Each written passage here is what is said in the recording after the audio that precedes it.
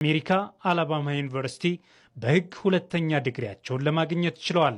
አቶ ጌታቸው ከምርጫ 97 በኋላ ከመምህርነት ሙያ ወጥተው የፖለቲካውን ዓለም ተቀላቅለዋል።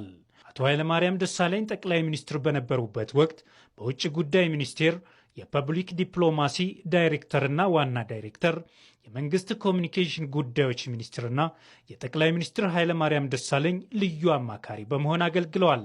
በሰሜኑ ጦርነት ወቅትም የህወሓትና የክልሉ መንግስት ቃል አቀባይ በመሆን አገልግለዋል። በፕሪቶሪያውና በናይሮቢ በተደረጉት የሰላም ስምምነቶች ላይ ጉልህ ሚናን መጫወት ችለዋል።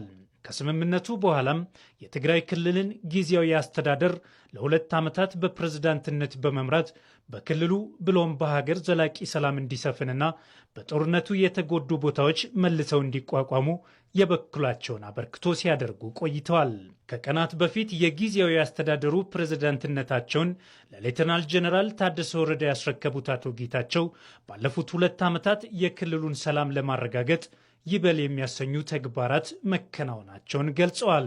ከፌዴራል መንግስት ጋር ከሌላው የዓለም አቀፍ ህብረተሰብ ጋር በቁርኝት እየተናበበን መስራት የሚጠይቁ ከምንም ነገር በላይ ግን ለሰላም ትልቅ ዋጋ ሰጥተን ወደ ኋላ የማንመለስበት ሁኔታ ለመፍጠር የሚያስችለን ነገር የሚያግዙ መሆን እንዳለባቸው ሊሰመርበት ይገባል።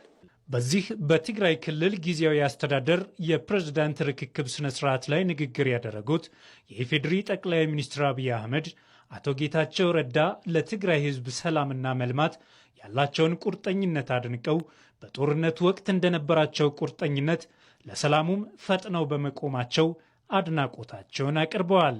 አቶ ጌታቸው በጸቡ ጊዜ ቆርጠው ለመዋጋት እንደወሰኑት በሰላሙ ጊዜ